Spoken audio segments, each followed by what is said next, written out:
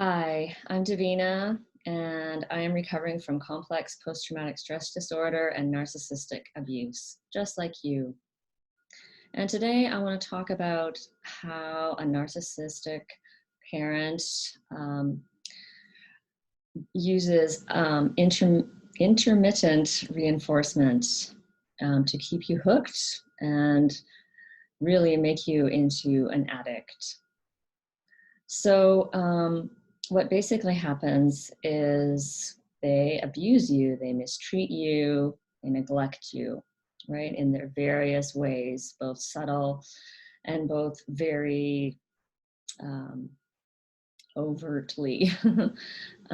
So, yeah, whatever they're doing, they're dismissing you, they're not listening to you, they're giving the silent treatment, gaslighting you, all their forms of manipulation to get you to try and conform, and and of course this wears you down as a child.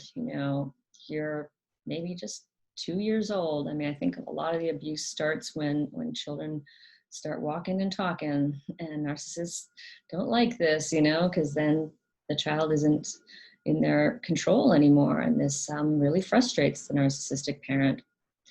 And so, yeah, the child can be just continuously shamed and blamed. Like, the tone is like, what's wrong with you? And so this, builds up on the child like these daily, like little barbs, and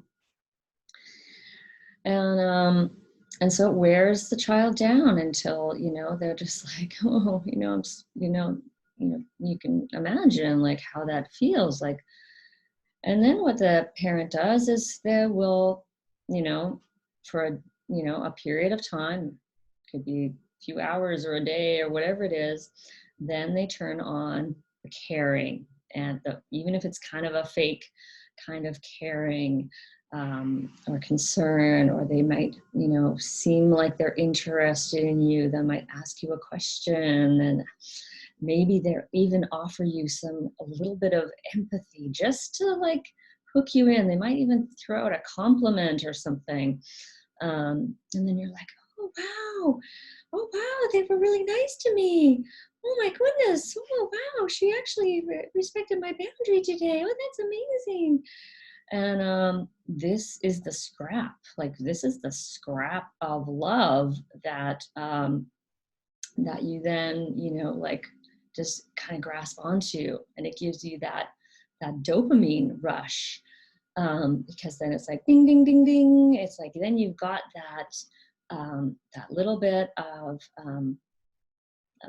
love, that little bit of positive reinforcement, a little bit of approval that you've been seeking. And this is the basis of addiction. It's like gambling. It's what keeps people going back for that lottery ticket week after week. Because usually you don't win, you don't get any money, but that one ticket brings in, well, let's say it brings in $10, and then you don't win, you don't win, you don't win, you don't win, you don't win, like for maybe months or even years, and then you get that ticket and maybe you win $500, and so you keep going because you think one day you're going to make that $1,000,000. And it's kind of what it's like in a narcissistic abusive relationship.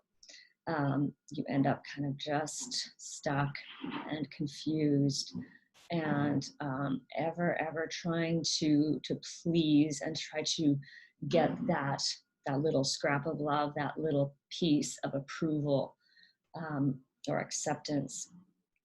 And so this is going to be a short video today, but I wanted to really introduce you to that, if you hadn't heard about it before, because it's really, really an important part of understanding narcissistic abuse, because that's what keeps you in the cycle and keeps you confused, because you go back and forth to like, well, maybe they're not that bad, and then they're abusing you again.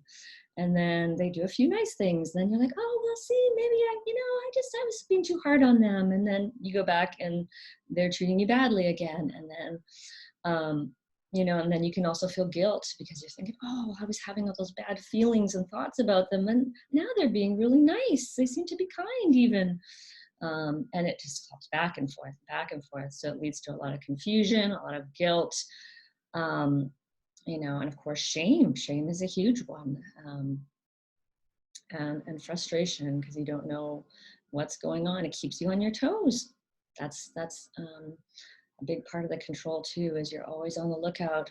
Like, who is she today? Who are they today? Are they going to be the abusive person? Are they going to be the nice person? And but overall, they are narcissistic, just like you are a highly sensitive being.